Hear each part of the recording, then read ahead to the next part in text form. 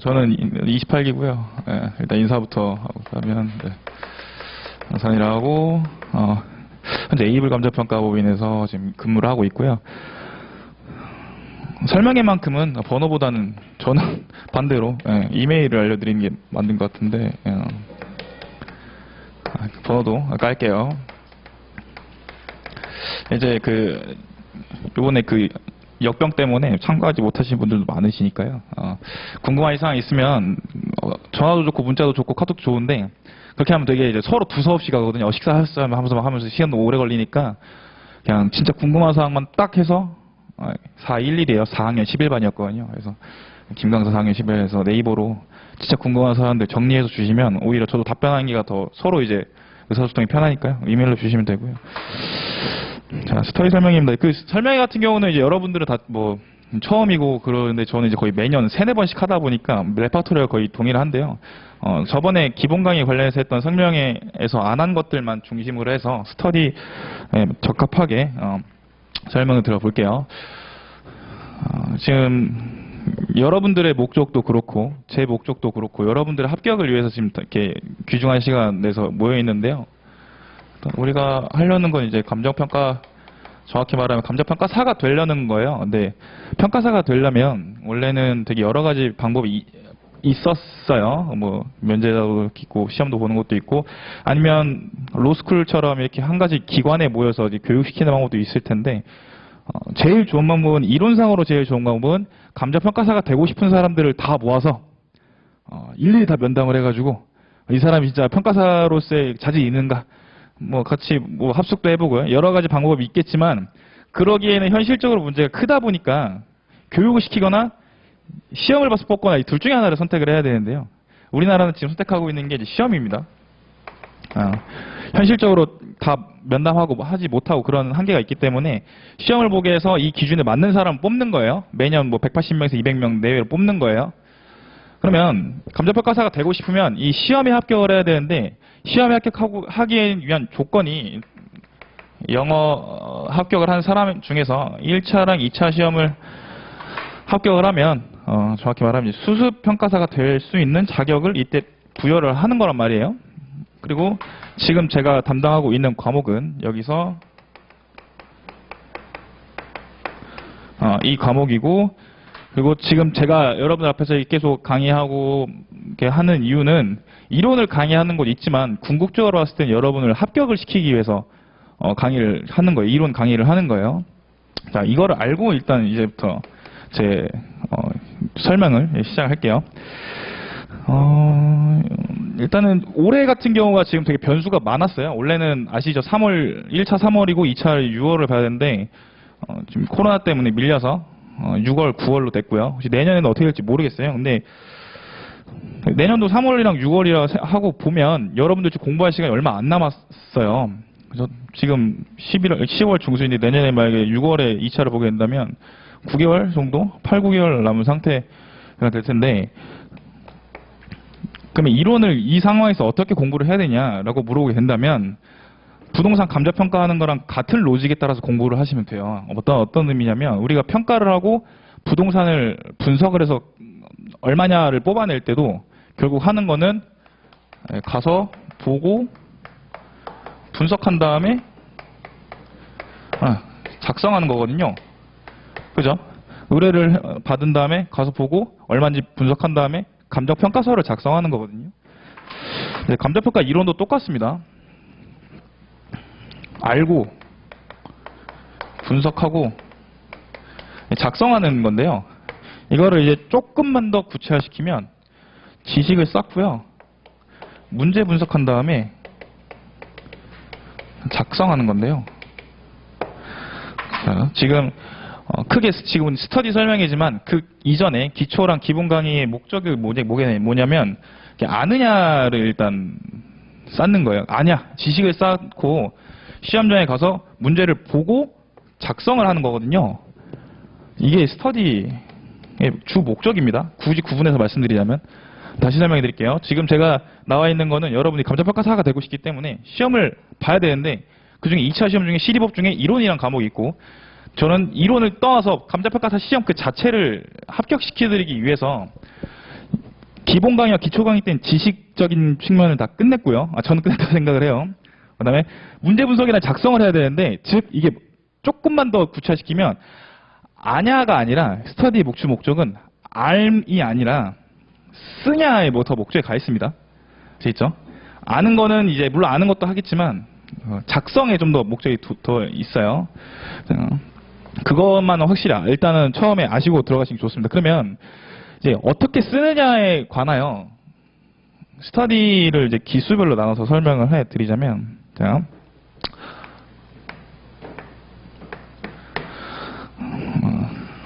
시험 일정이 올해 말에 아마도 올해 말에 예정 공고가 날 텐데, 일단은 3월 6월이라 생각을 하고 4기까지밖에 없다고 해서 해볼게요.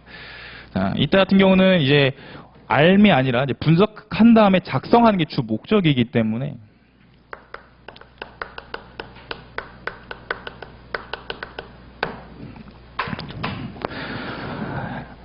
이론상 이때부터 작성을 하게 된다면 굉장히 나이스하겠죠. 근데 결코 여러분을 무시하는 게 아니라, 여러분이 정상인이라면, 지금 초시생이랑 유예생 포함이요, 여러분이 정상인이라면 이때 작성을 못해요. 공부를 못해서가 아니라 모르니까.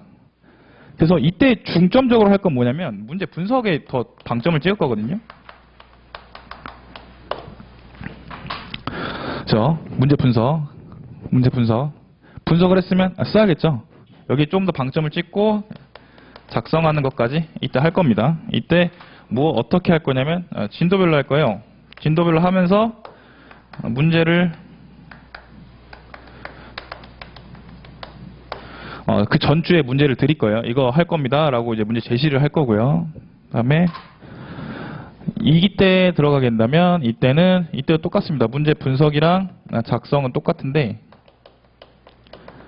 이때도 진도별로 하는 건 똑같은데 랜덤으로요. 그러니까 다음 주는 챕터 2를 나갈 건데, 2를 나갈 건데까지만 말씀드리고, 그 다음에 거기서 뭐가 나올지는 설명을 안 해드릴 거예요. 이렇게 됐죠. 그 다음에 이제 1차가 끝나면 본격적으로 레이스를 해야 되는데요. 이때부터는 올 랜덤에다가 작성 위주로 하면서 문제 분석은 이미 끝났다고 보고요. 이렇게 들어갈 거예요.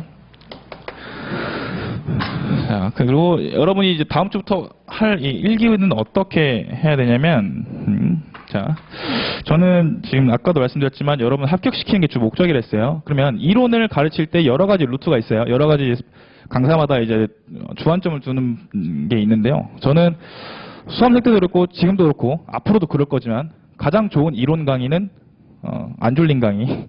그래서 막 드림 날릴 거고, 안 졸린 강의고, 그 다음에 더 중요한 게 뭐냐면 이론 공부 시간을 줄이는 강의가 제일 좋다고 생각을 해요.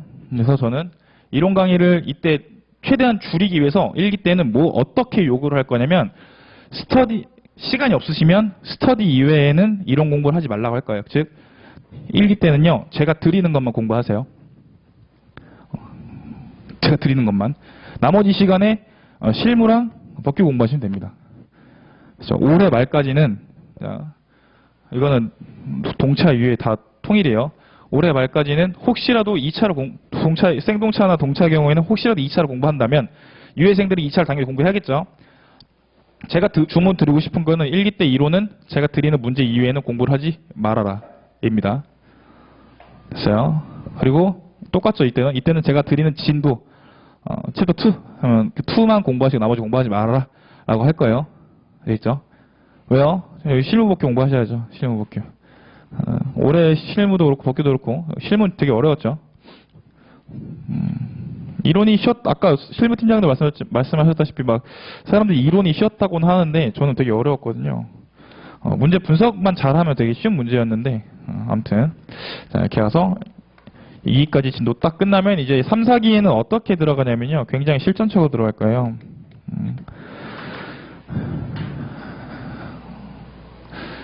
이때 이제 갈립니다. 어떻게 표현을 어떻게 할지 모르겠는데 이때 갈려요. 1기, 2기는 참여들을 다 잘 해주세요. 모르니까. 근데 이제 3, 4기쯤 되면 이제 안다 이거야. 그래, 안 와요. 첫 번째가 탈주. 탈주 닌자처럼 탈주를 해요. 막, 나 이제 PC방 가야지. 그리고 막, 이론 안 들어도 되지. 문제만 받아가야지. 막 이렇게 하는 사람들이 있고, 두 번째로는, 그냥 적나라하게 말을 할게요. 이제 실력 미달. 있는데, 저는 자신합니다. 이거는 이 사람의 잘못이 아니라 강사의 잘못이에요. 그래서 저는 최대한 끝까지 합격을 시키도록 노력할 거예요. 저는 여러분을 진짜 합격을 시키고 싶어요. 왜냐면, 그래야 내가 유명해지니까.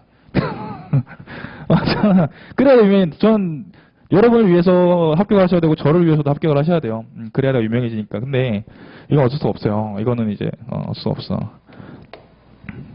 되게 합리화를 많이 해요. 난 이론 공부 안 하고 차에 딴 공부를 할 거야. 아니면 좀 별로야. 이렇게 공부를, 1시간 반, 2시간 만들어도 되겠지라 생각을 하는데, 거의 팩트에 가까운 사실은 어떤 거냐면, 스터디를 안 듣고 혼자 공부를 할 수 있는 자제력이 있다. 그러면 가능합니다. 그러면 합격할 수 있어요. 근데 토요일날 스터디를 안 하고 혼자 공부한다는 그런 되게 엄청난 과대한 그런 과업을 하실 수 있는 분이 거의 안 계시거든요. 그러니까 그냥 돌려서 말 안 하고 그냥 말할게요. 여러분 스터디 안 나면 놀 거예요. 그러니까요. 일단 억지로라도 나오세요. 이거는 제가 어쩔 수가 없어요. 이거는 제가 끝까지 할 텐데요. 그래서 자료 하나 또 나눠드렸는데, 그거는 이제 3, 4기 때 어떻게 진행될 건지와 관련해서 요번 기출 문제 해가지고, 나눠드린 게 있거든요. 그건 이제 조금 이따, 보도록 할게요. 그리고 이제 저의 목표라기보다 이제 스터디를 하실 때, 제가 말씀드리고 싶은 게 몇 가지가 있어요. 첫 번째로는요, 저는 여러분한테 감정평가 이론을 가르쳐주는 사람이 아니에요. 정확히 말씀드리면요. 저는 감정평가 이론 문제 푸는 방법을 알려드리는 사람이거든요. 그러니까 점수 높이는 사람이에요. 감정평가 이론을 가르친다면 좀 아직까지도 조금 좀 어색한 게, 감정평가 이론을 내가 가르친다 하면 거기 막 교수님들, 그 교수님들 급은 돼야지 이론에 대해서 내가 공부하는 건데, 저는 그냥 어떤 사람이냐면 지금 우리나라에 현존하는 감정평가 이론 관련한 것들을 모아서 이번 시험에 나올 만한 것들을 알려주고, 이럴 때 어떻게 풀어야 된다라고 설명해주는 강사의 입장일 뿐이지, 엄밀히 말하면 저는 이론이 아니라 이론 문제를 잘 맞추는 법을 알려주는 사람이거든요. 그거 포커스를 맞추셔야 됩니다. 왜냐, 제가 아까 방금도 말씀드렸어요. 저는 여러분을 이론 고수로 만들어주는 게 아니라, 저는 여러분들 감정평가사를 만들어 드리는 사람이기 때문에, 가장 효율적인 방법은 이론을 가르치는 게 아니라 이런 문제 어떻게 하면 잘 맞추고, 어떤 논리적 구조로 접근해야 되며, 하다못해 멘탈은 어떻게 잡아야 되고, 일부러 틀리는 방법은 어떻게 해야 되고, 그런 것들 알려주는 사람이에요. 일부러 틀린다는 말은 제가 한 3기 때쯤에 이게 무슨 말인가 같은 거 다 알려드릴 거예요. 이게 중요합니다. 이런 문제를 잘 맞추는 사람이 돼야 되고, 그리고 수업은 할 거면 무조건 참석. 알죠? 그리고 이제 이론을 어떻게 공부해야 되는가와 이제 버리는 방법을 설명할 건데, 이거는 그냥 나중에 하고요. 자, 이론 공부 방법에 대해서 설명드릴게요. 이론 공부 방법을 원래 대목 찾았고 써야 되는데, 왜 조금 하냐 하면, 오늘 목적이 스터디 설명이다 보니까 조그맣게 말씀드리자면, 자, 아까 말한 루트랑 똑같아요. 이론 공부 방법은 난 이것을 알고, 기존에 어떤 문제가 나왔는지 알고, 그 다음에 스터디를 해서 난 어떻게 풀지를 안다 하면 이제 이론 공부가 끝나거든요. 즉 의의는 아까 제가 말씀 지식 안다, 알면 이것은 무엇이라고 표현할 수 있는데, 그 표현하는 것을 짧게 한두 문장 요약하면 의의라고 되거든요. 그 다음에 기출문제는 매년 반복이 됩니다.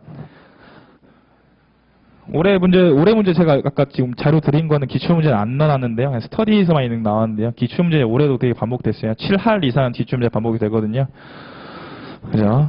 근데 수험생들은 모르죠. 수험생들은 매년 새로운 문제처럼 느껴지지만, 제가 봤을 때는 나온 문제 또 나오는 건데 맨날 새롭게 느껴져요. 기출문제를 분석 반드시 해야 되고요. 이거는 이제 부수적으로 실력 되시면 가시는 겁니다 라고 설명을 해드리지만, 초시생이랑 2년차는 반드시 해야 돼요. 왜요?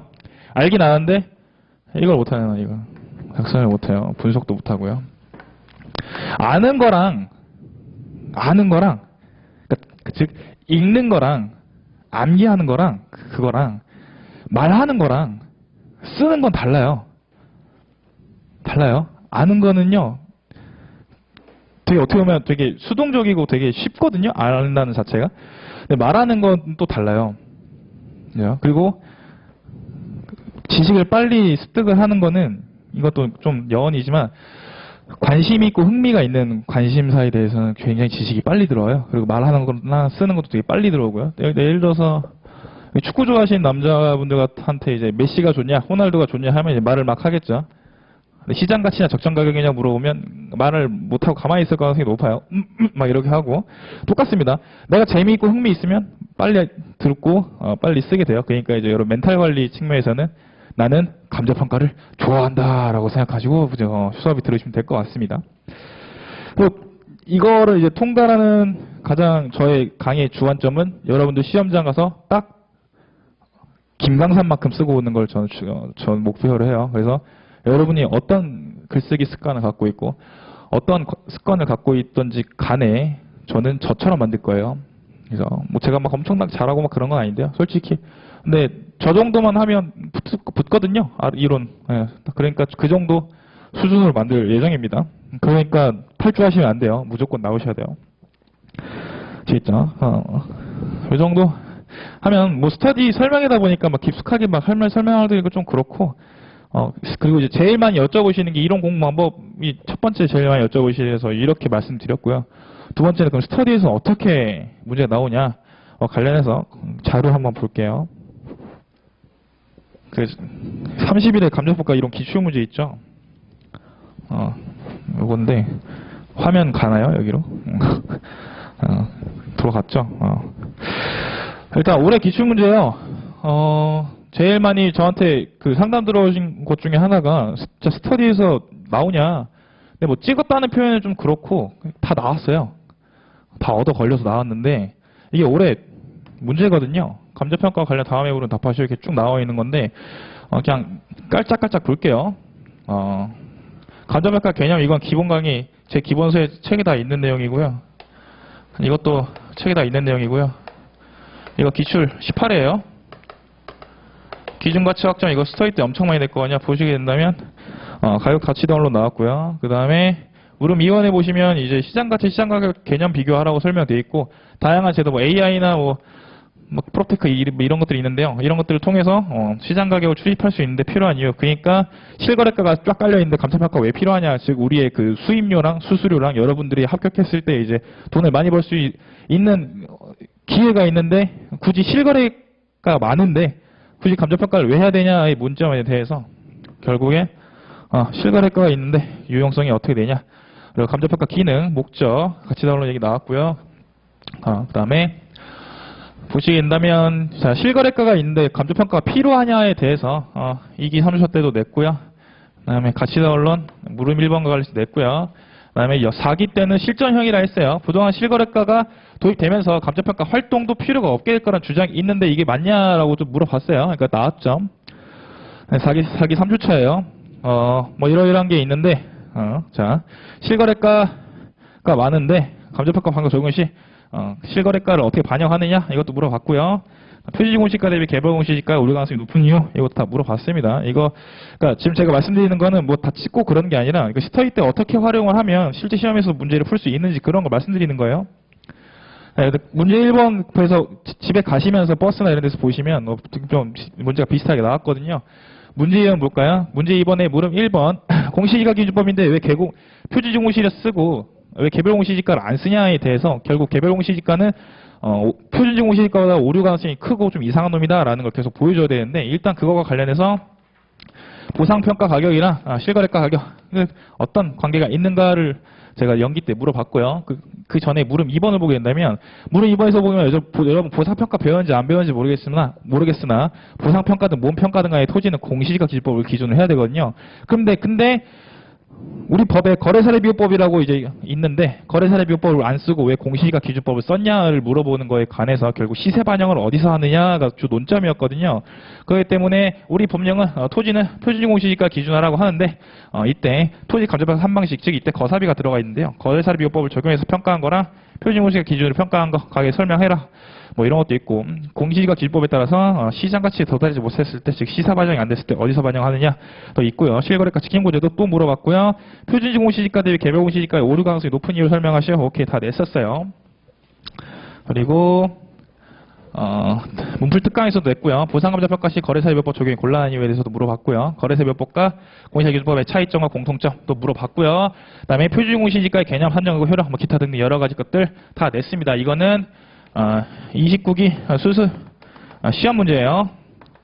알고 보니까 다른 학원도 다 냈더라고요. 자, 이것도 있고 그 다음에 뭐 여러 가지들 다 냈었습니다. 자, 그리고 실제 시험에서 문제 3번 같은 경우는 시험 같은 경우는 이제 재개발 종전자산 평가랑 나중에 배울 거예요. 현금자산 평가가 있는데 이때 각 기준 시점, 뭐 성격, 결정시 고려할 사항 물어봤고요. 그 다음에 재개발 사업으로 인한 개발이익 반영 여부에 대해서 물어봤어요. 이때 저는 3기 5주차 때 실전형 문제라 했어요. 뭐를 물어봤냐면 개발이익 배제 논리에 대해 설명하러 물어봤고요. 그 다음에 종전자산 감정평가 성격 및 개발이익 반영 여부를 물어봤어요. 됐고 4기 2주차 때요. 재개발 평가의 개념과 성격에 대해서 물어봤어요. 그 다음에 종전자산이랑 보상평가의 차이점도 물어봤고요. 자, 문제 4번은 연기 때 2주차 때 바로 잠깐 냈거든요. 뭐 지금 제가 뭔 말하는지 모르겠죠? 그게 당연한 거 모르시니까요. 나중에 이제 조금 더 이론 다 한두 바퀴 돌리고 나면 그 다음에 보시면요 아실 텐데요. 뭐 아무튼 지금 여기가 이게 어떤 내용이고 어떤 문제가 있는지는 그러니까 어떤 느낌인지 모를 거예요. 그냥 글자만 보세요. 스타일에서 나왔던 문제나 기출문제랑 어디가 비슷하고 어느 부분에서 공통적으로 출제가 되는지 기타등도 보시면 되고요. 그럼 이런 식으로 출제됩니다. 스터디 때는 제가 방금 드린 것처럼 연기 1주 1기 돼 있는 부분은요 좀 되게 쉬워요. 개념에 위주해서 들어가는 거고 이론 같은 경우는 최근 출제 경향이 문제 분석을 우리말 시쳇말로 해서 좀 빡세게 내지는 않아요. 문제 분석이. 문제 분석 빡세게 내지는 않은데요. 작성은 굉장히 빡셉니다. 모두가 아는 사실 갖고 잘 써야 되는 문제가 되게 많이 나오거든요. 목차 구성 별로 안 어려워요. 대놓고 물어봐요. 딱 물어보는데 어떤 느낌이냐면 김강사는 왜 남자인가 뭐 이런 식으로 물어봐요. 되게 당연한 거잖아요. 당연한 거를 이제 이론적으로 풀어서 설명해야 되거든요. 작성 능력이 굉장히 중요합니다. 그러다 보니까 이제 아는 것은 이제 그러니까 지식적인 측면에서는 여러분들 차이는 이제 나중에 시험 들어가기 직전에는요 별 큰 차이가 없을 거예요. 근데 큰 차이 나는 부분이 딱 한 부분입니다. 문제 분석하는 거랑 작성하는 거. 즉 목차 짜고 내 논리에 따라서 쭉쭉 내용 박아내는 그 작업을 말하는 거거든요. 그러다 보니까 여러분 가장 필요한 것보다 아까 제가 말씀드렸다시피 스터디에서 작성을 어떻게 해야 되는가가 가장 중요한 거고요. 아시겠죠? 작성을 어떻게 하고 문제 분석하는 법규는 굉장히 어려운데 전 아직도 어려워요. 뭐 문학판검에서 하는 거 있잖아요. 근데 이론은 문제 분석하고 작성하는 게 어렵지 않아요. 개념을 박혀있으면 딱 쓸 수 있거든요. 근데 어렵지 않다라는 것과 하면 안 해도 된다는 건 달라요. 그러니까 1기, 2기 때 최대한 심플하게 문제 구성하는 그 틀을 잡고요. 그 다음에 내용 박는 건 여러분이 나중에 3, 4기 가서 암기하시면 됩니다. 그리고 또 많이 질문하신 것 중에 하나가 이제 암기가 먼저냐 이해가 먼저냐를 여쭤보시는데 저는 이해가 먼저라 생각을 해요. 암기가 중요하니까. 암기를 잘하려면 이해를 해야 돼요. 이거 되게 당연한 거거든요. 제가 늘 쓰는 말이 있는데 지나가는 고딩한테 10만 원 주고 감자팔까 가능식시 외워라 하면 다 외워요. 암기는 그냥 검은 건 글씨고 하얀 건 종이다 그런 느낌으로 해도 암기는 다 하거든요. 근데 이걸 이해하고 암기하는 거랑 그냥 암기하는 거랑은 아까 말씀드린 작성하는 그 깊이가 다르기 때문에 반드시 먼저 이해하고 암기하셔야 됩니다. 됐고요. 그다음에 마지막으로 이제 스터디 때 제가 어떻게 할 거냐면 저도 첨삭을 할 건데요. 제가 직접 첨삭을 제가 합니다. 한때는 일주일에 막 150부씩 했었어요. 첨삭 같은 거. 근데 이제 그거 첨삭은 저도 옛날부터 느낀 건데 그렇게 중요한가를 생각을 해요. 별로 중요하지 않아요. 뭐가 중요하냐면 대면 첨삭이 중요하지. 오늘 토요일이죠? 여러분들이 오늘 문제 보고 썼어요. 다음 주에 답안지를 받아요. 첫째 기억이 안 나. 기억이 안 나. 둘째 첨삭한 사람은 되게 많이 첨삭하기 때문에 그냥 틀린 것만 체크하고 넘어가고 뭘 틀렸는지 정확히 몰라. 그러니까 서로 커뮤니케이션이 안 돼. 일주일에 시차가 있기 때문에 저는 그래서 웬만하면 첨삭도 첨삭이고 첨삭은 해야지. 첨삭도 첨삭인데 저는 필요시 직접 그냥 불러서 얘기할 거예요. 한 2, 30분 동안 상담실 가가지고 얘기를 할 거예요. 이렇게 쓰시면 안 되고, 이렇게 쓰시면 안 되고, 이건 잘 쓰셨고, 여기서 의 더 봐가지고, 이런 것들 있죠. 이런 걸 직접 대면 첨삭할 예정입니다. 그게 낫다고 생각해요. 그게 이제, 궁극적인 목표죠. 당신과 나의 궁극적인 목표. 여러분을 합격시키는 거. 그래야 나도 유명해지니까. 이거는 그냥 자본주의적인 거고. 저는 여러분을 합격시키려면 이론 같은 경우는 작성이 되게 중요하다 말씀드렸기 때문에 작성을 잘 해야지 이론을 잘 하거든요. 그러니까 작성을 잘 하려면 잘하는 사람이 알려줘야겠죠. 저는 진짜 알려줄 거예요. 계속 옆에서 이제 대면 첨삭하면서 일주일에 한 번씩 계속 말씀드릴 거거든요. 그 부분에 대해서는 걱정 안 하셔도 되고요. 아시겠죠? 이제 다음 주부터 일기할 건데요. 제가 다시 말씀드리면 제가 여러분한테 요구하는 거는 제가 드린 문제 이외의 이론은 하지 말아라입니다. 아시겠죠? 실무 복귀 공부하세요. 또 뭐 궁금하신 점 있으세요? 그죠? 이렇게 원래 궁금하신 점 있으시면 아무 말 안 하더라고요. 끝나고 그러면 오프 더 레코드로 궁금하신 거 있으면 좀 더 나누도록 하겠습니다. 그러면 네, 저 그만 내려가겠습니다. 네.